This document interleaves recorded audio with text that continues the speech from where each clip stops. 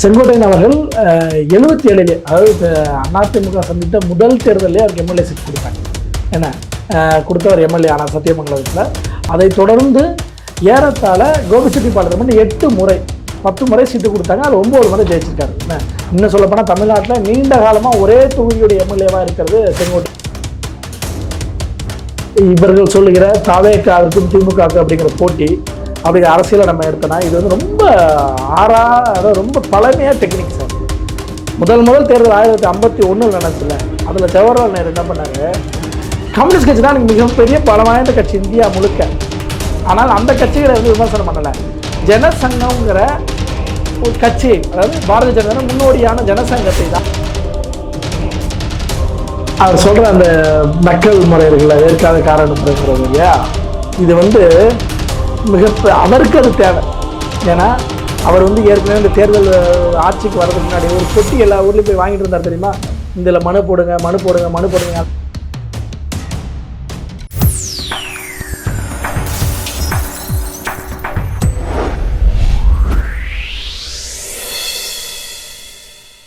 வணக்கம். இது golden chance வழங்கும் அரசியல் களம். இன்றைய அரசியல் களம் நிகழ்ச்சியில் நம்மோடு இணைந்திருப்பவர் பத்திரிகையாளர் திரு ராஜா ஸ்டாலின். வணக்கம். வணக்கம் சார்.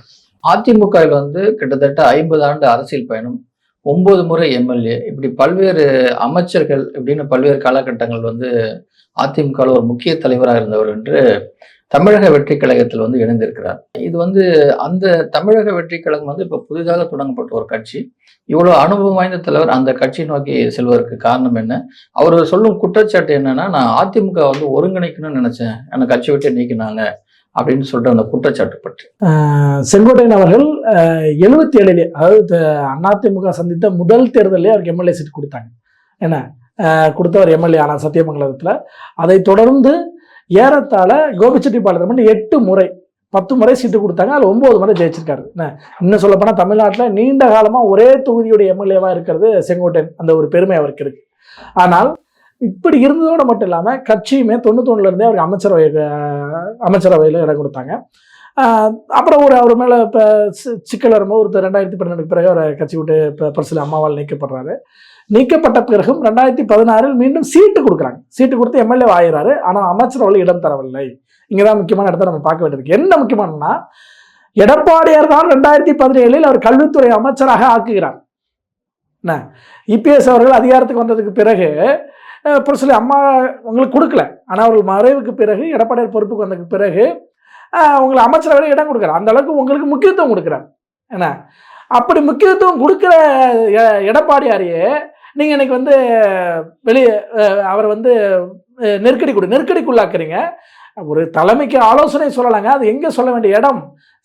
அதாவது எம்ஜிஆர் மகா மாளிகை, அதாவது நம்ம ராயப்பட்ட அலுவலகத்தில் சொல்ல வேண்டியது, அதிமுக அலுவலகத்தில் சொல்ல வேண்டியது, மாவட்ட செயலர் கூட்டம் எம்எல்ஏக்கள் கூட்டங்களில் சொல்ல வேண்டியது. இவர் ஒரு மாவட்ட செயலரும் கூட, இவர் ஒரு எம்எல்ஏவும் கூட அந்த மாதிரி கலந்துக்கக்கூடிய கட்சியுடைய கூட்டங்களை சொல்லுவேன். அதுங்க ஒரு வருஷத்துக்கு முன்னாடி இந்த பிரச்சனை ஆரம்பிச்சது இல்லையா. அது ஆரம்பித்த காலகட்டத்தில் இருந்தே அதிமுகவுடைய, அதாவது சட்டமன்றத்துக்குள்ளே இருக்கக்கூடிய அதிமுக அலுவலகத்துக்கே போக மாட்டாருங்க. அந்த போனாதானே ஒரு மனஸ்தாபங்கிறது சரியாகும். மற்ற இவர் கூட இந்த சக அமைச்சர்கள் இருக்காங்களே, முன்னாள் அமைச்சர்கள் எம்எல்ஏக்கள் இருக்காங்களே, அவர் ஒருத்தர் பேசி நட்பாக சரி பண்ணுவாங்க இல்லையா. இவர் தான் தனிமைப்படுத்திக்கிட்டார். அப்போ இவர் தனிமைப்படுத்திக்கிட்டு தான் இங்கே பிரச்சனை ஆரம்பிக்குது. ஏன்னா இப்படி, அதாவது கோயம்புத்தூரில் வைக்கக்கூடிய அந்த ஒரு கூட்டத்தில், அது அவிநாசி திட்டத்தில், அத்திக்கடவு அவிநாசி திட்டத்தில் நடந்தக்கூடிய அந்த விழாவில் விவசாயிகள் எடுத்த விழா, அதில் புரட்சியில் அம்மா அவர்கள் படம் வைக்கலாம்னு குற்றச்சாட்டு வச்சார். அதுக்கு என்னன்னா, கட்சி சார்பாக நடந்த விழா இல்லை, அதிமுக நடத்திய விழா இல்லை, அது விவசாயிகள் நடத்திய விழா, அதனால் நம்ம வைக்கலன்னா விலக்கு கொடுக்கப்பட்டுச்சு. ஆனால் அதில் இருந்தால் ஆரம்பிச்சது. அப்போ இப்படி வரும்போது ஒரு எடப்பாடியார் உங்களுக்கு அமைச்சரவையில் இடம் கொடுக்குறார், உங்கள் கூட பயணித்தவர், என்ன சமகாலத்தில் வந்தவர், என்ன அவர் சாதாரண இடத்துல இருந்து இன்னைக்கு வந்து ஒரு கட்சியுடைய தலைவராக உயர்ந்தோடு மட்டும் இல்லை, முதலமைச்சராக இருந்திருக்காரு. இப்படி இருந்து வழி நடத்தியவர் 9 ஆண்டுகள் கட்சியை வழி நடத்திருக்காரு. அந்த நெருக்கடியான காலகட்டத்தில் என்ன ஒரு பெரிய தலைமை, ஆளுமை மிக்க ஒரு தலைமை, அந்த தலைமை மறைவிற்கு பிறகு தலைமை அடையாளம் காட்டப்பட்ட நபர் இல்லை, தலைமை யாரையுமே அடையாளம் காட்டலை. அப்படிங்கும்போது கட்சிக்குள்ள எவ்வளோ சலசலப்பு சிக்கல்கள் வந்தாலும் அதை மீறி அவர் வந்து ஆட்சி 6 மாதம் நடக்காது, இதாயிடும் அப்படின்னு சொன்ன இடத்துல 4.5 ஆண்டு காலம், அதாவது ஒரே ஒரு நாள் கூட ஆட்சி முன்கூட்டி கலைக்கப்படலை, நடத்தி முடிச்சாரு. அதன் பிறகு இப்போ 4.5 ஆண்டுகள் கட்சி வழி நடத்தியிருக்காரு. என்ன ஏறத்தாழ 73 வயசுல சுற்றுப்பயணங்கள், அவர் போகிற எழுச்சி பயணங்கள் பார்த்தீங்கன்னா 180 தொகுதி ரீச் பண்ணிட்டார். இந்த கரூருக்கு பிறகுதான் அந்த பேருந்தில் போகிற பயணங்கள் தடைப்பட்டதுனால இருக்காரு. அதெல்லாம் அப்பயும் பொதுக்கூட்டம் நடக்குது, அப்பயும் ஆர்ப்பாட்டங்கள் கலந்துக்கிறார், கட்சியுடைய நிர்வாகிகள் கூட்டங்களில் கலந்துக்கிறார். இப்படி பணி செஞ்சுக்கிட்டு இருக்கிற அவருக்கு வீட்டை விட்டே வெளியே வந்து பிரச்சாரம் பண்ண மாட்டார் விஜய். என்ன சிறுத்தை வேட்டைக்கு மட்டும்தான் வெளியே வரும்னு சொல்லுவார். என்ன அப்படிப்பட்ட தலைமையை ஏற்றுக்கிட்டு நீங்கள் என்ன பண்ணுறீங்க, சமகாலத்தில் இருக்கக்கூடிய அமைச்சரை, உங்களோட முதலமைச்சராக இருந்தவரை, நண்பராக இருந்தவரை நீங்கள் தலைமையை ஏற்றுக்க மாட்டீங்க. அரசியலில் புதியது என்ன, ஒரு தொகுதி ஜெயிப்பாரான்னு கூட தெரியாது. அப்படி இருக்கிற ஒரு நபரை, ஏன்னா இதே மாதிரி கமல்ஹாசன் ஆச்சு சார், தனிச்சு நின்று போட்டிட்டாங்க, வானதி சீனிவாசன்ட்டையே தோத்துட்டாரு. என்ன விஜயகாந்த் உளுந்தூர்பேட்டையில் ஒரு எம்எல்ஏ, முன்னாள் எம்எல்ஏ கிட்ட, குமரகுரு கிட்ட தோத்துட்டாரு. தோத்ததோட மட்டும் இல்லை சார், 2வது இடம் கூட வரல, 3வது இடத்துக்கு தள்ளப்பட்டார் விஜயகாந்த். நடிகருங்கனாலே அந்த இமேஜுக்குனாலே எல்லாம் நடந்துரும்லாம், நம்ம எது நிரூபிக்கப்பட்டதோ அரசியலில் முன்னாடி தேர்தலில் இவ்வளோ ரிசல்ட் வந்துச்சு, அந்த ரிசல்ட் அடிப்படையில் ஒன்று அப்படின்னு சொல்லலாம். திடீர்னு வந்து ஒரு கட்சி வந்து 60% வாக்கு வாங்குன்னு சொல்ல முடியாது, ஏன்னா கற்பனைகளாக இடம் கிடையாது. ஏன்னா அந்த அடிப்படையில் இருக்கும்போது இவர் போய் ஒரு புதியதாக வரக்கூடியவரை தலைமையாக ஏற்றுக்கிறேன்னா, நீங்கள் கட்சி ஒருங்கிணைக்கணும்னு சொல்லிட்டு கடைசியில் இன்னைக்கு வேற ஒரு இடத்துல போய் நின்றுட்டு அவரும் விஜயும், விஜய்க்கு நாம் ஆதரவுக்காரம் கொடுத்தோம் என்ன கரூர் பிரச்சனைலாம், ஏன்னா அது ஒரு புதிய கட்சியாக அது அந்த கட்சிக்கு வந்து நம்ம ஒரு தோழமையோடு செய்யணும் தானே தவிர அரசியல் நோக்கலாம், சும்மா கூட்டணி வந்துடுறாங்க போயிடுறாங்க, அந்த எண்ணம்லாம் இல்லை. ஏன்னா ஒரு ஆதரவுக்காரம் கொடுப்போம் அப்படிங்கிறது தான். திமுகவுக்கு எதிராக அந்த கட்சி அதை விழுங்க பார்க்குதுங்கிற அடிப்படையில் கொடுத்தோம். அதே போல தான் இங்கே ஒவ்வொன்றும் நடந்துச்சு. காங்கிரஸ்க்கு ஒரு பிரச்சனைனா மற்றவர்கள் போய் உதவி செய்வார்கள், பிஜேபி ஒரு பிரச்சனை மற்றவங்க உதவி செஞ்சுருக்காங்க, ஆட்சி அதிகாரத்தை தக்க வச்சுருக்கோம் நிறையா தடவை ஒவ்வொரு மாநிலங்கள்லையும். அப்போ அப்படி தான் இந்த ஒரு சம்பவம் தவிர இதை வந்து இதாக எடுத்துக்கணும் இல்லை. ஆனால் செங்கோட்டையன் அவர்கள் தொடர்ந்து செய்வது என்பது இது வந்து மிகப்பெரிய அளவிற்கு துரோகமாக தான் பார்க்கணும். ஏன்னா அவங்களுக்கு அவ்வளோ முக்கியத்துவம். நீங்கள் பாருங்கள், 9 பீரியட் வந்து நீங்கள் எம்எல்ஏ வந்திருக்கீங்க, 3 பீரியட் அமைச்சராக இருந்திருக்கீங்க. அதில் ஒரு பீரியட் நம்ம பிடிச்சல அம்மாவே சீட்டு கொடுக்க அமைச்சர் ஆக்கலை, எம்எல்ஏ ஆக்கினாங்கன்னா அமைச்சர் ஆக்கலை, ஆனால் எடப்பாடியார் உங்களை அமைச்சர் ஆக்கினார். அப்போ அதுக்கு நீங்கள் துரோகம் தானே செய்கிறீங்க. இதை தான் வந்து மக்களும் தொண்டர்களும் பார்க்கணும். அவர் வந்து ஒரு சீனியருக்கு வந்து எதிராக எடப்பாடி செயல்படலை, எடப்பாடியாருக்கு எதிராக செங்கோட்டையன் செயல்பட்டிருக்கார், கட்சிக்கு எதிராக. ஆமாம், கட்சிக்கு எதிராக. 2 விஷயத்தை நம்ம பார்க்கணும். ஏன்னா அப்போ ஏன்னா இப்போ அந்த கட்சி நாளைக்கு என்ன பண்ணும், நீங்கள் தான் அந்த கட்சிக்கான ஆலோசனையிலேருந்து எல்லாம் சொல்லணும். எல்லாருமே பண்ருட்டியார் ஆகிட முடியாது சார். விஜயகாந்துக்கு ஒரு பண்ருட்டியார் போல விஜய்க்கு ஒரு செங்கோட்டையன்னு அவங்க நினைக்கிறாங்க என்ன, ஆனால் அதுக்கான சாத்தியம் இல்லை. ஏன்னா அந்த கட்சி என்பது இன்னைக்கு பாருங்க பத்திரிகையாளர்கள் எப்படி கையாண்டாங்க. இது இப்படி ஒரு சம்பவம் விஜயகாந்த் அரசியல் நடந்திருக்கா, பேசுறது வேற நடந்திருக்கா, சாதாரண ஒரு சந்திப்புக்கு அடிக்கிறதுலாம் எந்த வகையில் சரியான விஷயம். பத்திரிகையாளர் சங்கம் கூட, சென்னை பத்திரிகையாளர் மன்றம் கூட கண்டிச்சிருக்காங்க. என்ன இது இப்போதான் முதல் முறையாக விஜய்க்கு எதிராக ஒரு பத்திரிகையாளர் மன்றம் கண்டிக்கிற விஷயத்தை செஞ்சிருக்கு, வரவேற்கக்கூடிய விஷயம். இதை தொடர்ந்து செய்யணும். ஏன்னா இது போன்ற பத்திரிகையாளர்கள் பாதுகாப்பே பத்திரிகையாளர் சங்கங்களும் மன்றங்களும் தான். அவர்களே இதை முன்னெடுக்கலன்னா என்ன அர்த்தம்? ஆக விஜய்க்கான பிம்பம் என்பது சும்மா ஊதி பெரிதாக்கப்பட்டது. ஒரு நடிகராக இருக்கிறனால, இவரை விட உச்சபட்ச நடிகராக தான் கமல்ஹாசன் வந்தார் சார். சிவாஜி கணேசனை விடவா சார் செல்வாக்கு வேணும்? சிவாஜி கணேசனை புரட்சியில் அம்மா கிட்ட தோத்துட்டார் சார். அவர் வந்து ஜானகி அணியில் இருந்தாங்க, தேர்தலில் வெற்றி பெற முடியல, புரட்சியில் அம்மா தான் தேர்தல் வெற்றி பெறல. அதனால் ஜானகி அம்மாவே இல்லை, நான் இனிமேல் உங்களுக்கு இணைஞ்சலாக இருக்க விரும்பல, நீங்களே கட்சியை வழி நடத்த வழி விட்டு போனாங்க. அதே மாதிரி எடப்பாடியோட ஆளுமை எப்படி தெரியுமா, இன்னைக்கு கூட நடக்கிற ஒவ்வொரு எழுச்சி பயணங்களில் ஏறத்தாழ ஒரு 20க்கு மேற்பட்ட இடங்களில் 20க்கு மேற்பட்ட தலைவர்கள், அதாவது முன்னாள் அமைச்சர்களை, சிவி சண்முகம் உட்பட, திண்டுக்கல் சீனிவாசன் உட்பட, பண்ருட்டியுடைய எம்எல்ஏ சத்யா அவர்கள் உட்பட எல்லாரும் என்ன சொன்னாங்கன்னா, நீங்கள் கூட நாளைக்கு கட்சிக்கு தலைவராக வரலாம் மக்கள்கிட்ட சொன்னாங்க. நாளைக்கு பண்ருட்டி முன்னாள் எம்எல்ஏ சத்யா பன்னீர்செல்வம் கூட எம்எல்ஏ முதலமைச்சராக வரலாம், கட்சிக்கு தலைவராக வரலாம்னு சொன்னாங்க. அப்படி சொல்லுகிற ஆளுமை நீ தமிழ்நாட்டு அரசியல் யாரும் இல்லை. ஸ்டாலின் இன்னைக்கு வரைக்கும் உதயநிதி ஸ்டாலினை தவிர வேற யாராவது வருவாங்கன்னு சொல்லியிருக்காரா? ஆனால் இங்கே அந்த நிலைமை இல்லையே. என்ன யார் வேணாலும் வருவேன்னு சொல்கிறாங்க. நான் கடைநிலையிலேருந்து வந்தவன் சொல்கிறாரு. ஒரு கிளைச்சலரை ஆரம்பித்து பயணத்தை முதலமைச்சர் வரைக்கும் வந்து கட்சியுடைய போச்சா வரைக்கும் உயர்ந்திருக்க அப்படின்னு சொல்லிட்டு நீ 73 வயசுல வீட்டுக்குள்ளே இல்லை சார். 73 வயசுல அவர் உழைப்புக்கு சாதாரண வாலிப வயசுல இருக்கிறவங்க கூட உழைக்க மாட்டான், அப்படி உழைக்கிறார். அவர் மேலே அப்படி குற்றச்சாட்டு வைக்கிற நெருக்கடி, அதாவது வெளியில் இருக்கிறவங்க 1000 நெருக்கடி கொடுக்கலாம் சார், கூடையே பயணிக்கிற நீங்கள் இது பண்ணலாமா அப்படிங்கிறதான். PH பாண்டியன் பண்ணது ஒரு மிகப்பெரிய தவறு. அவரும் எத்தனையோ கட்சியுடைய பதவியில் ஆரம்பித்தார். அவர் திமுக கிட்ட போயிட்டார், இவரே இங்கே போயிட்டார். ஏன்னா இன்னைக்கு அதிமுக ராஜினாமா பண்ணி ஏற்றுக்கிட்டது, அதாவது ஆளுநர் சபாநாயகர் ஏற்றுக்கிட்டது 2 பேர் தான். ஒன்று PH பாண்டியனையும் மனோஜ் பாண்டியனையும் இவருடைய செங்கோட்டையினுடைய ராஜினாமா தான். ஏன்னா கட்சி தாவல் தடை சட்டம் நடவடிக்கை எடுத்தாரு, ராஜினாமா ஆயிடும் சார். இது சும்மா ராஜினாமா பண்றேன்னு சும்மா சொல்லிட்டு இருக்கிறாங்க. கட்சி தாவல் தடை சட்டத்தின் படி அதிமுக கொறடாவுடைய உத்தரவை மீறி செயல்பட்டாருன்னு ரத்து பண்ணிட்டு போயிடலாம். ஆக அது இப்படி கட்சிக்கு துரோகம் பண்ணவராக அவர் இருக்கிறார். இது மிகப்பெரிய அளவிற்கு அரசியலில் செங்கோட்டையனுடைய பாதிப்பு உண்டாகும். ஒன்றும் இல்லைங்க, LG நான் சொல்றேன், LG என்று சொல்லப்பட இலா கணேசன் மதிமுக திமுக போனவர், மிகப்பெரிய ஆளுமையாக இருந்தவர். செஞ்சி ராமச்சந்திரன் மதிமுக மிகப்பெரிய ஆளுமையாக இருந்தவர். என்ன திமுக தென்னார்காடு மாவட்டத்திலே மாவட்ட செயலர், மிகப்பெரிய மாவட்டம் தென்னார்காடுங்கிறது.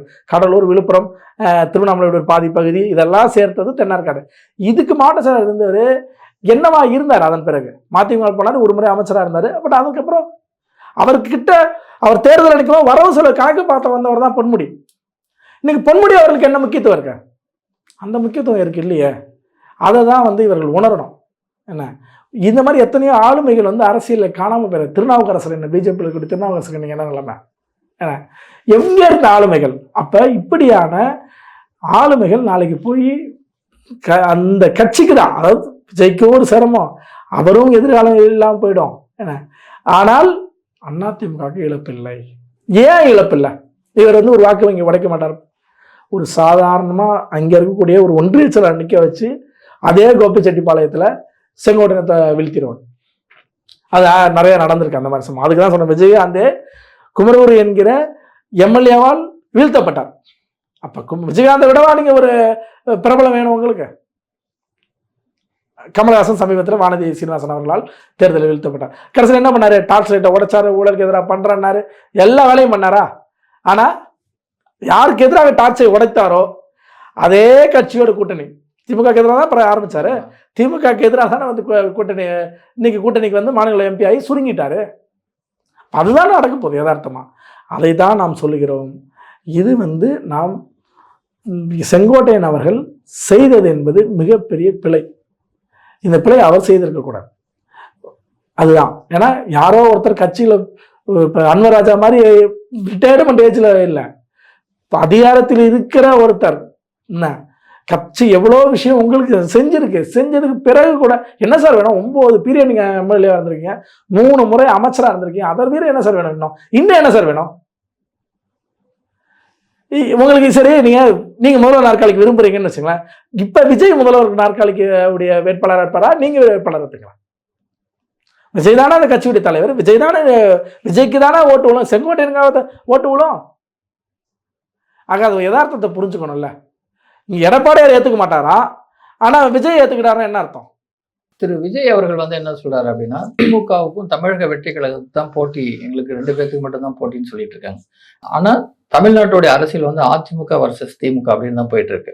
இன்று பேட்டி கொடுத்த திரு TT அவர்கள் செங்கோட்டையன் அவர்கள் தாவகல இணைந்ததுனால 3வது ஒரு கூட்டணி ஒரு மிகப்பெரிய அளவுக்கு உயரும், ஒரு பலம் பெறும் அப்படின்னு ஒரு குற்றச்சாட்டு வைக்கிறார். இவர்கள் சொல்லுகிற தாவேக்காவிற்கும் திமுக அப்படிங்கிற போட்டி அப்படிங்கிற அரசியலை நம்ம எடுத்தோம்னா இது ரொம்ப அதாவது ரொம்ப பழமையா டெக்னிக் சார். முதல் தேர்தல் 1951 நடந்துச்சுல, அதுல ஜவஹர்லால் நேரு என்ன பண்ணாரு? கம்யூனிஸ்ட் கட்சி தான் மிகப்பெரிய பலம் வாய்ந்த கட்சி இந்தியா முழுக்க. ஆனால் அந்த கட்சிகளை விமர்சனம் பண்ணல. ஜனசங்கம்ங்கிற ஒரு கட்சி, அதாவது பாரதிய ஜனதா முன்னோடியான ஜனசங்கத்தை தான் மிகப்பெரிய எதிரியா விமர்சனம் பண்ணிட்டு இருந்தார். ஆனா அவர்கள் அந்த அளவுக்கு தேர்தலில் பர்ஃபார்ம் பண்ணல. பர்ஃபார்ம் பண்ணது கம்யூனிஸ்ட் கட்சிகள் தான். இல்லை ஏன்னா சுதந்திர இந்தியாவிற்கு பாடுபட்டவர்கள் காங்கிரஸை சேர்ந்தவங்க, கம்யூனிஸ்ட் சேர்ந்தவங்க. ஆனால் அது காங்கிரஸ் அந்த பேரை தட்டிட்டு போயிட்டாங்க. ஆக என்ன சொல்ல வரேன்னா, பழைய தேர்தலையே இந்த டெக்னிக் யூஸ் பண்ணிட்டாங்க. 1951 ஏறத்தாழ 75 வருஷம் ஆகி போச்சு அந்த டெக்னிக்கு. சும்மா உண்மையான எதிரி யாரோ அவர்களை எதிரின்னு சொல்லாமல் இன்னொருத்தர் எதிரின்னு சொல்லி கடைசியில் அது எடுபடாமல் போனது. அதுபோலத்தான் இப்போ இவர்கள் சொல்லுகிற அந்த டெக்னிக்குங்கிறது. நான் அதிமுக இன்னைக்கும் 1.5 கோடி ஓட்டு வாங்கியிருக்க ஒரு கட்சி சார். 66 MLA வச்சிருக்க கட்சி. இன்னும் சொல்ல போனால் புரட்சிலை அம்மாவை விட பலம் வாய்ந்த எதிர்கட்சியாக இன்னைக்கு இருக்குது எடப்பாடி தலைமையில். அப்படி இருக்க கட்சியை கன்சிடர் பண்ண மாட்டேன் அது எங்களுக்கு எது தேர்தலில் வாங்க சார். யாராவது சும்மா முன்னாடி யாராவது வாங்கியிருக்காங்கன்னா சொல்லுங்கள் சார். ஒரே ஒரு சுயேட்சை கூட வெற்றி பெறாத மாநிலம் சார் தமிழ்நாடு. இந்த 50 ஆண்டுகளாக சொல்கிறேன்.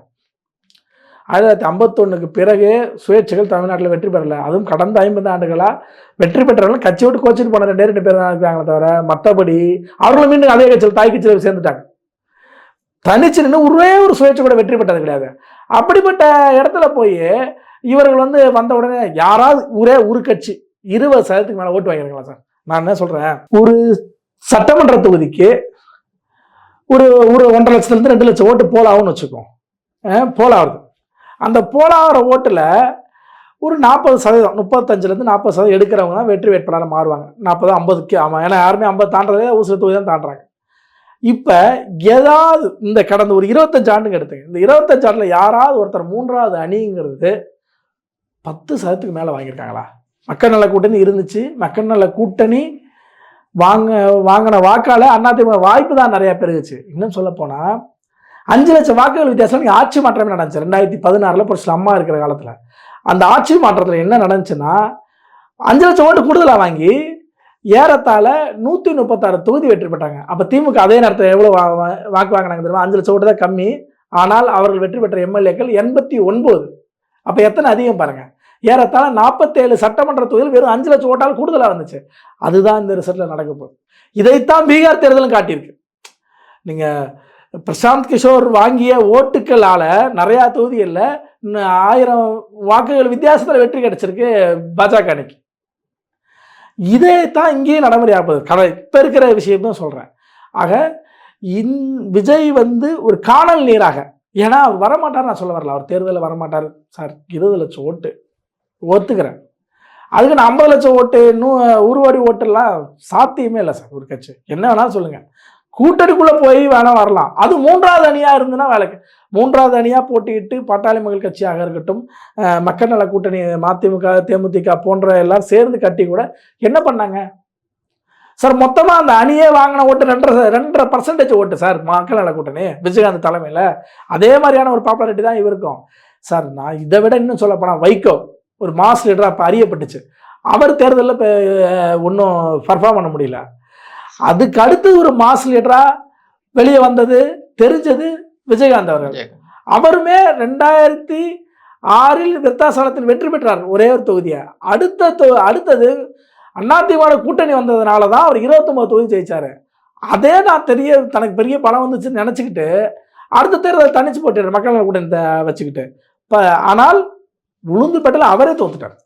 இதுதான் ரிசல்ட். 3 தேர்தல் சொல்கிறாங்க விஜயகாந்துக்கே. அப்போ வைகோ ஏற்கனவே முன்னாடி ஒரு பெரிய மாசா காட்டி அவரும் தோத்துட்டாரு. அடுத்து 2வது மாதம் வந்தவர் ஒரு தேர்தல் கூட்டணி இல்லாமல், கூட்டணியில் இருக்கும்போது நல்லா இருந்தார், கூட்டணி வந்ததுக்கப்புறம் கூட்டணியை விட்டு வெளியே போனதுக்கப்புறம் தோத்துட்டார். அதே தான் விஜய்க்கு நாளைக்கு நடக்கும். படிப்படியாக வளர்ச்சிங்கிறது. இப்போ சீமானுக்கு ஒரு வளர்ச்சி இருக்குது சார். 4 லட்சம் ஓட்டு, 10 லட்சம் ஓட்டு, 15 லட்சம் ஓட்டு, இன்றைக்கி 35 லட்சம் ஓட்டில் நிற்கிது. என்ன இது ஒரு வளர்ச்சி.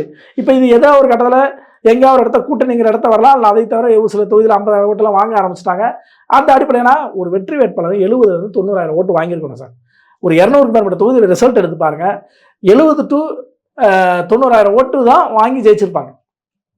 அப்போ அந்த ஓட்டை தொடர்ந்து தான் வெற்றி வேட்பாளர். இப்போ 70 to 90னா ஏறத்தாழ பர்சன்டேஜாக பார்த்தீங்கன்னா 20-25% மேலே. என்ன 30 தொட்டாலும் நீங்கள் வெற்றி வேட்பாளரே வர முடியும். நீங்கள் 20 தொட மாட்டீங்கும்போது 20லாம் எந்த கட்சியும் தொட்டதில்லை சார். அப்படிங்கும்போது இப்படி விஜய் மட்டும் 20 தாண்டி தொடுவார். ஆனால் அதுக்கான வாய்ப்புகள் கிடையவே கிடையாது. நல்ல வாக்குகள் வாங்கினா அதிகபட்சம் நல்ல வாக்குங்கிறது ஒரு 20 லட்சம் வாக்காக இருக்கும்.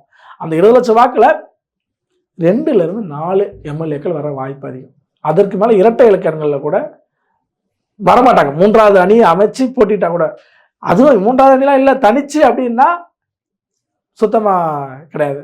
டிடிவிக்கு என்னன்னா இன்னைக்கு யாரு கூடயும் இல்லைங்கிற இடத்துல இருக்காரு. அதனால் டிடிவி சந்தோஷம். என்ன டிடி நம்மளுக்கு ஒரு அணி கிடச்சிதேன்னு ஏற்கனவே அந்த மாதிரி அணியை போட்டிட்டு தான். ஏன்னா பலமாய்ந்த இடத்துல இருக்கிறேன்னு சொல்ல அப்பயே 2021 தேர்தலில் 10 லட்சம் ஓட்டு தான் வாங்க முடிஞ்சது. அதாவது தான் எம்பியாக இருந்த தேனியிலேயே தனக்கு ஜூனியராக இருந்த தங்கத்தமிழ் செல்வன்ட்ட தோத்துட்டார். ஓபிஎஸ் அதே போல 3 லட்சம் ஓட்டு தான் வாங்கினார். அவரால் வெற்றி பெற முடியல.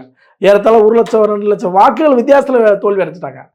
அப்படிப்பட்டவங்க இன்னைக்கு ஏதோ ஒரு அணி கிடைக்கணும்னு பார்க்குறாங்க. அந்த அணியில் நாளைக்கு விஜய் கூட போகிறதுக்கு அவங்க தயாராக இருக்காங்க. அவ்வளோதான். அதுதான் அந்த ஸ்டேட்மெண்ட். தொடர்ந்து விஜய்க்கு ஆதரவான கருத்தையே சொல்லிட்டு வராரு.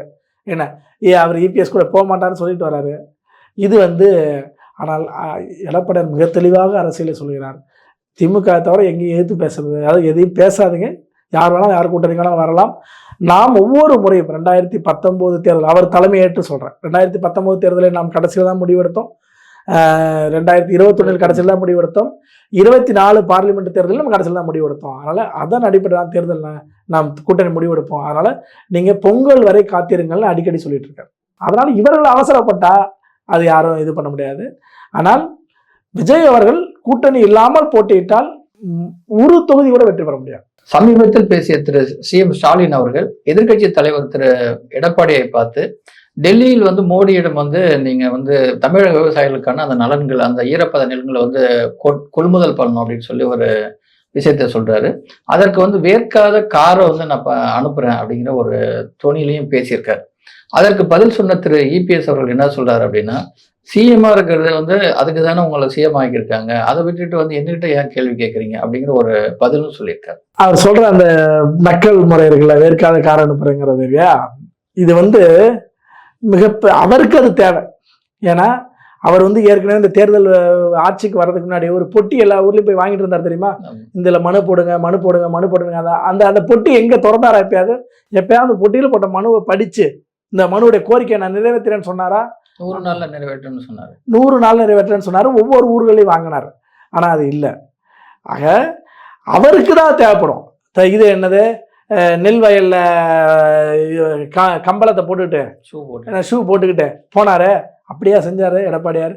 என்ன இப்படி இருக்கிற இடத்துல அவர் மக்களோட மக்களாக விவசாயிகளோட விவசாயிகளாக இருக்கிறாருன்னா சும்மா இல்லை சார். 2 முறை விவசாயிகளுடைய கடன்களை ரத்து செய்தார். கூட்டுறவு வங்கியில் வாங்கியிருந்த 13,000 கோடி ரூபாய். அவர் ஆட்சியில் இருக்கும்போது, எடப்பாடியார் ஆட்சியில் இருக்கும்போது மும்முனை மின்சாரம், அதாவது 3 ஃபேஸ்ன்னு சொல்லுவாங்கல்ல, 3 ஃபேஸ் மின்சாரங்கிறது விவசாயத்துக்கு ரொம்ப முக்கியம். அதை கொடுத்தவர். இன்னைக்கு 3 ஃபேஸ் மின்சாரம் எப்படி தெரியுமா வருது? ஷிஃப்ட் பேசிஸ், காலையில் வந்தால் சாயந்தரம் வராது. இப்படி விவசாயிகளோட அக்கறை கொண்டவராக அவர் செயல்பட்டு இருக்காரு. அதோடு மட்டும் இல்லை, இப்போ எல்லாரும் பார்த்துருப்பீங்க, நெல் வயல் அங்கங்கே இருக்கக்கூடிய குடோனில், மார்க்கெட் கமிட்டியில் அடுக்க முடியாமல் மழையில், கூரைகள் இல்லாமல் மழையில் நனைஞ்சு முளைச்சி வருது. இந்த பிரச்சனை இருக்குது. அந்த பிரச்சனை இருக்கிறது இவர் தான் சரி பண்ணணும். சரி பண்ணவர் எடப்பாடியார் குறை சொல்கிறதுக்கா நீங்கள் போய் அதை பார்க்க வேண்டியதான். அவர் தான் சுற்றுப்பயணம் பார்த்து தானே அவன்கிட்ட சொல்கிறாரு. அவர் சொன்னதுக்கப்புறம் தான் அந்த விஷயம் வெளியே வருது. அவர் போய் தஞ்சை மாவட்டத்தில் சுற்றுப்பயணம் மேற்கொண்டு அவரால் தான் அந்த விஷயத்தை வெளியே பேசுகிறீங்க. அப்புறம் அவர் என்ன மறுபடியும் போகிறது? நீங்கள் தான் போகாமல் இருக்கீங்க, நீங்கள் தான் போகணும். இது முழுக்க விவசாயிகளுக்கு எதிராக செயல்படுற அரசாக திமுக அரசு இருக்கு. என்ன ஒரு நெல்மணிகளை கூட பாதுகாக்க முடியல, ஒரு சின்ன மழையை தாங்க மாட்டேங்குது. இன்னைக்கு கிளைமேட் சேஞ்சுங்கிற ஒரு பெரும் பிரச்சனையால மழை என்பது குறித்த காலத்தை தாண்டி முன்கூட்டி வருவதனால் விவசாயிகள் பாதிக்கப்பட. அறுவடை காலம்னு ஒன்று இருக்கு. இப்போ தை மாசம் அறுக்கலாம்னா தை மாசம் முன்னாடியே கார்த்திகை அறுக்கிற மாதிரி நிலமா இருந்தால் எப்படி அறுக்க முடியும்? விளைஞ்சிருக்காது, மழை பெஞ்சிருக்கும். இப்படி எத்தனையோ விஷயம் இருக்கு. இப்போ முந்திரி காடு இருக்குன்னா, முந்திரி காடு அந்த சித்திரை மாதத்தில் முந்திரி நல்லா இருக்கும், முந்திரி அறுவடை பண்ணலாம். ஆனால் சித்திரை மாதம் அறுவடை பண்ணதை பங்குனியிலே பண்ணினா எப்படி முடியும்? ஆக இதுதான் அடிப்படையான பிரச்சனை. இதை விவசாயியான எடப்பாடியார் தெரியும், புரிஞ்சு கொண்டிருக்கார், அது செய்கிறார். ஆனால் விவசாயத்துக்கு சம்பந்தம் இல்லாத ஸ்டாலின் அவர்களால் இதை புரிஞ்சு கொள்ள முடியாது. கேலி கிண்டல் வேணால் பண்ணிட்டு இருக்கலாம். திரு உதயநிதி அவர்களுடைய பிறந்த நாள் வழக்கமாக கொண்டாடுவாங்க. அவர் டெப்டி சிஎம் ஆன பின்னாடி இப்போ ஒரு எலெக்ஷன் வரப்போகுது அப்படிங்கும்போது ஒரு முதலமைச்சருக்கான அதிகார பகிர்வு மாதிரி பிரம்மாண்டமா இந்த பிறந்த நாள் கொண்டாடிட்டு இருக்காங்க. இந்த சூழ்நிலையில இதை நீங்க எப்படி பாக்குறீங்க? அதுங்க நிறைய தனியார் பத்திரிகைகளை அவர்கள் ஒரு சிறப்பு மலரே வெளியிட்டிருக்காங்க. கிட்டத்தட்ட ஒரு 12 பக்கத்துல சிறப்பு மலர்கள், ஒவ்வொரு துறை ரீதியான அமைச்சர்களும் அதை வாழ்த்து போட்டு பண்ணியிருக்காங்க. இது பெய்டு தான் வச்சுங்க, ஒரு பெய்டு ப்ரமோஷனாக தான் பண்ணுறாங்க. ஆனால் அந்த பெய்டு ப்ரமோஷனுங்கிறது நீங்கள் சொல்ல மாதிரி அடுத்த கட்டத்துக்கு ஒரு முதல்வருக்கான ஒரு நபராக அறிமுகப்படுத்துறது தான். அரசியலுக்கே வரமாட்டேன்னவர் அவர். என் குடும்பத்திலேருந்து யாரையும் நான் அமைச்சர் பதவி கொண்டு வர மாட்டேன்னு சொன்னவர் மு.க. ஸ்டாலின். ஆனால் இன்னைக்கு இப்படி நடக்குது. நீங்கள் அனைத்து துறை அமைச்சர்களும் சீனியர் அமைச்சர்களும் இது பண்ணாங்க. வயதில் மூத்த எம்எல்ஏக்களை கூட காலில் விழுறாங்க. இன்னைக்கு ஒரு காலில் விழுற கலாச்சாரத்தை திமுக குழு வளர்த்து விட்டுட்டாங்க. இப்படி நடந்துட்டு இருக்கு. இன்னைக்கு விவசாயிகள் அங்கெங்கே சாகுறாங்க, கொலை அதிகமாகிடுச்சு, கற்பழிப்பு அதிகமாகிடுச்சு. ஏன்னா ஒரு ஆசிரியை தஞ்சையில் இன்னைக்கு ஒரு பள்ளி ஆசிரியை மீது தாக்கப்பட்டிருக்காங்க, என்ன கத்திக்குத்து. இப்படியான விஷயம் நடந்திருக்கு. சில நாட்களுக்கு முன்னாடி ராமேஸ்வரத்தில் விடுதலை பட்சமாக காதலிச்சு கழுத்தில் பெண் இறந்துட்டாங்க. என்ன இப்படியான விஷயங்கள் வன்முறைகளும், அதாவது ஒரு பள்ளி மாணவர்கள் சென்ற வாகனத்தை கஞ்சா போதையில் மறிச்சு அதாவது நம்ம என்ன பண்ணுவோம், ஒரு ஸ்கூல் வேணும்னு வச்சேன் போப்பா அப்படின்னு வழி விடுவோம். அந்த இடத்த போய் அவனுக்கு வழி விடாமல் அவனை மறித்து கள்ளத்துக்கு அடிக்கிற பாருங்க, உள்ளே இருக்கிற மாணவர்கள் கதறாங்க. அந்த கதற வீடியோ வந்துச்சு. இப்படி எத்தனையோ சட்டம் ஒழுங்கு கெட்டு போயிருக்கு சார். ஒரு பெரிய கட்சி தலைவர் ஆம்ஸ்டாங்குக்கே பாதுகாப்பு இல்லை சார். இங்கே நீங்கள் சாதாரண நபர் இல்லைங்க, அவருக்கே பட்டப்பகல் வெட்டி கொள்றான். பட்ட பகல்ல எங்க காட்டுலையோ மலையிலையோ எங்க டிராவல் பண்ண அவருடைய அவர் வீடு கட்டுற இடத்துல பார்த்துட்டு இருக்காரு, சென்னை நகரத்துல கொல்லப்படுறாரு. அப்ப இப்படிதான் சட்டம் ஒழுங்கு இருக்க. பொறுப்பு டிஜிபி எவ்வளவு நாள் சார் வச்சிருப்பீங்க? எங்க பொறுப்பு டிஜிபி எவ்வளவு நாள் நீடிச்சது எந்த மாநிலத்தில் வச்சிருக்கீங்களா? அப்படி ஒரு வரலாறு இருக்கா? ஆக இவ்வளோ மோசமான ஆட்சி நடந்திருக்கிற இந்த நேரத்துல இந்த கொண்டாட்டம் இருக்குல்ல, இந்த கொண்டாட்டம் தான் திமுகவை வீழ்த்த போகிறது. இந்த கொண்டாட்டம் தான் மீண்டும் திமுகவை ஆட்சிக்கு வர விடாமல் தடுக்க போகுது. ஏன்னா ஒரு விஷயத்தை மக்கள் ஏற்றுக்கிற இடத்துல நீங்கள் ஒரு விஷயத்தை செய்கிறது இருக்குல்ல, ஏற்றுக்காக பொருந்தாத ஒரு விழான்னு ஒன்று இருக்குல்ல, அது கடைசி வரை மக்களால் ஏற்றுக்கொள்ளப்படாது, புறக்கணிக்கப்படும். அப்படிங்கிறது உதாரணம் தான் சார் இது. கடந்த தேர்தல் இந்த பிறந்தநாளுடைய கொண்டாடியதற்கான பலனை அனுபவிப்பார்கள். தமிழக வெற்றி கழக தலைவர் திரு விஜய் அவர்கள் தொடர்ந்து அதிமுக தலைவர்கள் முன்னிலைப்படுத்திட்டு இருக்க. இப்போ சமீபத்தில் நம்ம பார்க்குறோம். சமீபத்தில் டிவிகேல இணைந்த திரு செங்கோட்டையன் அவர்களுக்கு தமிழக வெற்றி கழகத்தின் மாநில நிர்வாக குழு தலைமை ஒருங்கிணைப்பாளராக நியமிச்சிருக்காங்க. அவர் என்ன செய்யறாருன்னா, அண்ணா சமாதி, எம்ஜிஆர் சமாதி, அம்மா சமாதியை போய் பார்க்குறாரு. அதுவும் தமிழக வெற்றி கழகத்தோட முக்கிய நிர்வாகிகள் கொண்டு இப்படி அதிமுகவுடைய ஒரு ஐடென்டிட்டியை அவர் எடுத்து பயன்படுத்துறதுனால அதிமுகவுக்கு பாதிப்பு இருக்காதா?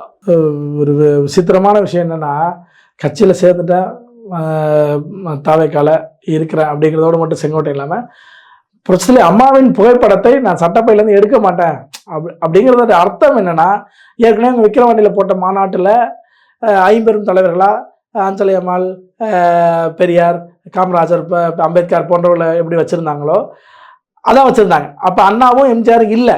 ஆனால் அடுத்து நடந்த மதுரையில் எம்ஜிஆரையும் அண்ணாவையும் புகைப்படம் போட ஆரம்பிச்சிட்டாங்க. அப்போ எல்லாம் கிண்டலாகவே அடித்தோம். அடுத்த கூட்டங்களில் ஜெயலலிதா அவர்களுடைய படத்தை வச்சுருவீங்களா, புரட்சி அம்மாவுடைய படத்தை வச்சுருவீங்களா அப்படின்னு கேட்டோம். அப்போ அதுபோல் இப்போ புரட்சி தலைவி அம்மாவின் படத்தை வைத்த ஒருத்தர் அதிகாரத்துக்கு வந்துட்டார். எங்கே சட்டையில் வச்சுருக்காரு, பாக்கெட்லேயே வச்சுருக்காரு, இன்னும் சொல்லப்பட நெஞ்சிலே வச்சுருக்காரு, வந்துட்டார். அப்போ அடுத்த கூட்டத்தில் என்ன பண்ணுவார்? புரட்சி தலைவி அம்மா அவர்கள் படம் வைக்கலன்னு தானே முதல்ல ஒரு பிரச்சனையை ஆரம்பித்தார். அவர் எங்கே முதல்ல ஒரு தொடக்கம். இப்போ அவர் நாளைக்கு தாவேக்கா நடக்கிற கூட்டங்களில் புரட்சி அம்மா அவர்களுடைய படத்தை வைக்க போகிறாரா? அதாவது அரசியலில் மிகப்பெரிய ஒரு பிழைப்புவாதமாக சாதாரணமாக இருக்கிறது வேற சார். இப்போ அதிமுகவில் செங்கோட்டைக்கு எம்எல்ஏ சீட் தரமாட்டாங்களா? இல்லை ஆட்சி அதிகாரத்தை அமைச்சர் சீடு தரமாட்டாங்க, அமைச்சர் ஆக்க மாட்டாங்களா? எதற்காக அவர் செய்கிறார்? ஒரே கேள்வி, எதுக்காக அவர் செய்கிறார்? என்ன நோக்கம்? அந்த நோக்கம் தான் நம்மளுக்கு முக்கியம். அதிமுக வீழ்த்துவது தான் அவருடைய நோக்கம் அப்படின்னு தானே இப்போ தெரியுது. அவர் யார் கூட சேர்ந்து வீழ்த்தணும், யார் கூடயா சேர்ந்து நான் வீழ்த்தணும். அப்போ எங்கே அந்த அவர் போயிருக்க கூட்டணி யார் வரவேற்கிறா? டிடிவி வீழ்த்தணும்னு நினைக்கிறார். அவர் ஆனால் விஜய் கூட்டணிக்கு இவர் செங்கோட்டையன் போனதை வரவேற்கிறார், கட்சியில் சேர்ந்ததை வரவேற்கிறார். அப்போ என்ன அர்த்தம்? அவருக்கும் அதிமுக வீழ்த்தப்பட வேண்டும், செங்கோட்டையனுக்கும் அதிமுக வீழ்த்தப்பட வேண்டும் அப்படின்னு நினைக்கிறாரு. இது எந்த அளவுக்கு பிழைப்புவாத அரசியல்னு சொல்ல வர. எங்கே வாய்ப்பு கிடைச்சாலும் இங்கே போயிடுறது. எல்லாருமே பண்ருட்டியார் ஆகிட முடியாது சார். பண்ருட்டியாருமே விஜயகாந்துடைய கட்சியில் இல்லை. இன்னைக்கும் விஜயகாந்த் செல்வாக்கா இருக்கிற காலத்திலேயே திருப்பி மீண்டும் அதிமுக ஐக்கியம் ஆயிட்டாரு. அவரும் உச்சபட்ச பொறுப்பில் இருந்தவர். எம்ஜிஆர் இருக்கும்போது அமைச்சராக இருந்தோட மட்டும் இல்லை, அவர் உடல் நிலை சரியில்லாமல் அமெரிக்காவில் ட்ரீட்மெண்ட் அவர் தான் அரசு நடத்தினதாவே சொல்லுவாங்க. அப்படிப்பட்ட பண்ருட்டியாரையே இவர்கிட்ட போனார். போயிட்டு ஏன்னா அவன் நடுவில் அவர் பாமக போனார், அப்புறம் பல்வேறு கட்சிகள் போனார்னு வச்சுங்க. அந்த இடத்துல அவர் தேமுதிகவுக்கும் போனார், முக்கியத்துவம் இருந்துச்சு. அவர் தான் கூட்டணிக்கு கூப்பிட்டு வந்தார். அவருடைய ஆலோசனை அடிப்படையில் தான் அவர் கூட்டணிக்குள்ள போனார், எதிர்க்கட்சியாக வந்தார் விஜயகாந்த். இது நடந்துச்சு. அதுபோல் வந்து இப்போ நடக்கணும்னு நினைக்கிறார். ஆனால் செல்வாக்கு விஜயகாந்த் இழக்கும் போது அவருமே கட்சியை விட்டு வெளியே போயிட்டார். திருப்பி வந்து அதிமுகவிலே ஐக்கியமாயிட்டார் பண்ருட்டி ராமச்சந்திரன் அவர்கள். அதுபோல் நாளைக்கு செங்கோட்டையன் அவர்களும் திருப்பி தாய் கழகத்துக்கே வந்து சேரலாம். ஆனால் தற்போது அவர் செய்கிற பிழைப்பாதம் என்பது இந்த கட்சிக்கு மிகப்பெரிய துரோகத்தை செய்கிறார். ஒரு இடத்த இன்னைக்கு ஆட்சி அதிகாரத்துக்கு வர வேண்டிய கட்டத்தில் இருக்குது. ஏன்னா இன்னைக்கு திமுக அரசாங்கம் பண்ற ஊழல் என்பது மிகப்பெரிய ஊழல். முதலீடே வரல, முதலீடு வந்துச்சுன்னு சொல்றாங்க. பக்கம் பக்கமா புத்தகம் போட்டே விமர்சிக்கிறாங்க எதிர்கட்சிகள். அன்புமணி உட்பட நீ இவ்வளவு வாக்குறுதி நிறைவேற்றலாம் ஒரு புத்தகம் போட்டாங்க, முதலீடு இவ்வளவு வரலன்னு ஒரு புத்தகம் போட்டாங்க. இப்படி இவ்வளவு விஷயம் பண்ணி நீங்க அது பொய்னா நீங்க அவர் அன்புமணியை கோர்ட்டுக்கு கூட்டிருக்கணும். எப்படி எங்க திட்டத்தை வந்து நீங்க இல்லைன்னு சொல்லுவீங்க அப்படின்னு சொல்லி கூட்டிருக்கணும். அப்ப இல்லைன்னா என்ன அர்த்தம்? சொல்றது உண்மையான அர்த்தம். சார் ஒரு வாய் வார்த்தையார் சொல்லிட்டு போல சார், புத்தகம் போட்டு ஊர் ஊரா புத்தகத்தை விநியோகம் பண்ணிட்டு இருக்காங்க சார். அப்ப எப்படி தப்பா இருக்க முடியும்? இப்படிப்பட்ட இடத்துல இருக்கக்கூடிய இந்த திமுக கட்சியை இன்னைக்கும் பழைய டெக்னிக் மாதிரி திருப்பி வந்து பிஜேபி தான் எதிரின்னு சொல்லிக்கிட்டு சிறுபான்மையினர் மக்களுடைய வாக்கை வாங்கி வெற்றி பெற்ற அளவு தப்பான கணக்கு போட்டுருக்காங்க. ஆனால் சிறுபான்மையினர் மக்களுக்கு கட்சிக்கு நோம்பு கஞ்சிலிருந்து எஜ்ஜு பயணத்தை வரைக்குமே பன்மடங்கு உயர்த்தி கொடுத்த அதிமுக அரசுக்கு சிறுபான்மையினர் வாக்கு விழுமா, உங்களுக்கு வாக்கு விழுமா? ஆக அன்னைக்கு ஆட்சி அதிகாரத்தை இழந்தது 20 லட்சம் வாக்குல தான் சார். அந்த 20 லட்சம் 10 லட்சம் ஓட்டு டிடிவி தினகரனுடையது. என்ன அடுத்த ஆட்சிக்கு எதிரான மனநிலை ஒன்று இருக்கு. தொடர்ந்து 10 ஆண்டுகள் ஆண்டா அது ஒரு இது இருக்கும். இப்போ இதையெல்லாம் சேர்ந்துதான் அன்னைக்கு ஆட்சி அதிகாரத்தை கைப்பற்ற முடியாமல், அதாவது ஆட்சியில் திமுக கைப்பற்றல, ஆட்சி அதிமுக இழந்ததுங்கிறது தான் உண்மை. ஆனால் இன்னைக்கு அந்த நிலைமை இல்லை. இன்னைக்கு போகிற இடமெல்லாம் கூட்டம் வரதோடு மட்டும் இல்லை, மீண்டும் வரணுங்கிற சொல்லாடல் இருக்கு. இதை விட மிக தீவிரமாக 2016 நாங்கள் வந்து 13 கட்சி கூட்டணியோட வச்சிருக்கோம். அதிமுக மீண்டும் ஆட்சிக்கே வராதுன்னு சொன்ன இடத்துல அசால்ட்டா 136 தொகுதியை வெற்றி பெற்றாங்க. அதனால மீண்டும் அதிமுக ஆட்சி வருவதற்கான வாய்ப்பு தான் இருக்கிறது. விஜய் போன்றவர்கள் செங்கோட்டையன் போன்றவர்கள்லாம் என்ன செய்வாங்கன்னா, இதை வரவிடாம தடுத்து திமுகவுக்கு வழிவிடுற வேலையை அவங்க செய்கிறாங்க. அது பி டீமா ஏ டீமா சி டீமாலாம் என்னது ரிசல்ட்டை தான் நடக்கும். நீங்கள் என்ன வேணாலும் பண்ணீங்க. இந்த ஆட்சிக்கு எதிரான வாக்குகளை வாங்குவதன் அடிப்படையிலோ ஒரு சில வாக்குகளை அறுவடை பண்ணுவதன் அடிப்படையிலோ ஜெயிக்கிறவனை தோக்க வைக்கிறது, தோக்கிறவனை ஜெயிக்க வைக்கிறதுங்கிற வேலையை நீங்கள் செய்வீங்க. அது திமுக சாதகமாக இருக்கும்னு நீங்கள் நினைச்சு பண்ணுறீங்க. ஆனால் இங்கே செய்கிற துரோகம் செய்ய தான் மக்கள் வெகுண்டு எழுவாங்க. என்னடா இந்த எடப்பாடிகளை இவ்வளோ பிரச்சனையை பண்ணானுங்களா இவனுங்க, ஒவ்வொருத்தரும் டிடிவி ஓபிஎஸ் சசிகலா அடுத்து இப்போ செங்கோட்டையன் இப்படி ஒவ்வொருத்தரையும் கிளப்பி, இது இல்லாமல் இன்னும் பிஹெச் பாண்டியா மனோஜ் பாண்டியா இப்படி ஒரு பெரிய டீம் இருக்குன்னு வச்சுங்க. இப்படி வந்துக்கிட்டு ஒவ்வொன்றா செய்ய இஸ்லாமியர்கள் அவ்வளோ முக்கியத்துவம் உண்டு. அவை தலைவராக தமிழ் சேர்ந்துருக்காரு. ஆனால் அன்வர் ராஜா வெளியே போய் என்ன பேசுறாரு? இஸ்லாமிய முன்னுரிமை அவைத்தலைவரே அவர் தான். என்ன தமிழ் செய்யறவர்கள் இப்படி முக்கியத்துவம் கொடுத்துருக்க கட்சியில் இல்லைன்னு சொல்லிட்டேன். அப்போ இதையெல்லாம் பார்க்க எத்தனை பேர் துரோகம் பண்ண அந்த கட்சிக்கு மக்கள் என்ன பண்ணுவாங்க? நம்ம கட்டாயம் வந்து எடப்பாடியார் தலைமையில் எடப்பாடியார் தான் ஆட்சியில் அமர்த்தணும், அந்த அளவுக்கு நெருக்கடி கொடுத்துட்டு இருக்கிறாங்க அப்படின்னு மக்களே புரிஞ்சு ஓட்டை குத்துன்னு குத்த ஆரம்பிச்சிருவாங்க. இதுதான் நடக்கும், இதுதான் நடந்திருக்கு. அதனால மீண்டும் ஆட்சிக்கு வருகிற அதிகாரம் என்பது அதிமுக தான் உண்டு. நன்றி சார். மிக்க நன்றிங்க.